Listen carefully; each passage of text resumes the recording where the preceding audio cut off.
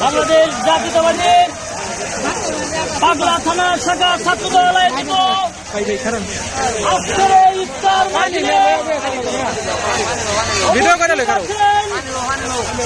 বাংলাদেশ জাতীয়তাবাদী পাগলা থানা শাখার কবরগাঁও মামাটি মানুষের নেতা পাগলা থানার সংগ্রামী আহ্বায়ক ময়মনসিংহ দক্ষিণ জেলা বিএনপির সংগ্রামী যুগ্ম আহ্বায়ক আমাদের প্রাণের নেতা জনাব ডাক্তার মুফাক্কুল ইসলাম রানা সাহেব এখানে উপস্থিত আছেন।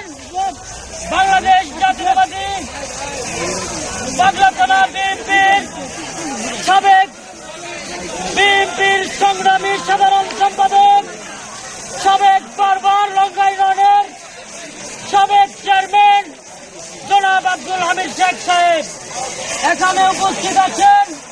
পাগলা থানা বিএনপির ছাত্রদলের বিভিন্ন ইউনিয়নের সভাপতিগণ ও আমার সংগ্রামী সহযোদ্ধারা, পাগলা থানা ছাত্রদলের যুগ্ম আহ্বায়ক ও আমার সামনে বসা পাগলা থানা ছাত্রদলের সকল নির্যাতিত ছাত্র নেতারা সকলকে জানাই আমার পাগলা থানা ছাত্রদলের পক্ষ থেকে প্রাণঢালা অভিনন্দন ও শুভেচ্ছা। আজকের এমন একটা সময় আমরা ইফতার পাগলা থানা ছাত্রদলের ইফতার মাহফিল অনুষ্ঠিত হতে যাচ্ছে, যে সময়ে বাংলাদেশে স্বৈরাচার হাসিনা সরকার এই জনগণের গাড়ে চেপে বসেছে। দ্রব্যমূল্যের দাম এত বেশি বাড়িয়েছে যে সাধারণ জনগণ দুবেলা দুমুঠো ভাত খেতে পারে না। এই সময় তো হাসিনা সরকার এই আজকের এই ইফতার মাহফিলের পক্ষ থেকে আজকের এখান থেকে এই স্বৈরাচার সরকারের পদত্যাগ দাবি করছি। সেই সাথে আগামী দিনে আমাদের রাষ্ট্রনায়ক দেশের নেতা জনাব তারেক রহমান আগামী দিনে যে কর্মসূচি ঘোষণা করবেন, আমরা পাগলা থানা ছাত্রদল আমাদের বুকের তাজা রক্ত দিয়ে এই পাগলা থানা আওয়ামী লীগ মুক্ত করবো ইনশাল্লাহ। হাত তুলে দেখুন, আগামী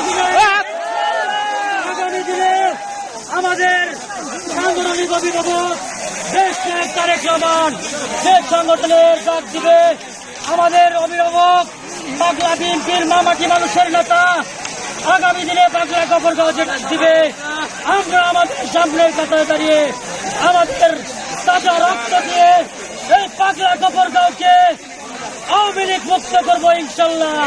সকলে কথা দেন, আমাদের সাথে থাকবেন। আজকের মতো সবাইকে সবার কাছ থেকে বিদায় নিলাম। আল্লাহ হাফেজ। বাংলাদেশ জিন্দাবাদ, বাংলাদেশ জাতীয়তাবাদী ছাত্রদল জিন্দাবাদ, আমার প্রাণের সংগঠন বাংলাদেশ জাতীয়তাবাদী পাগলা থানা ছাত্রদল জিন্দাবাদ। সবাইকে ধন্যবাদ। আসসালামু আলাইকুম।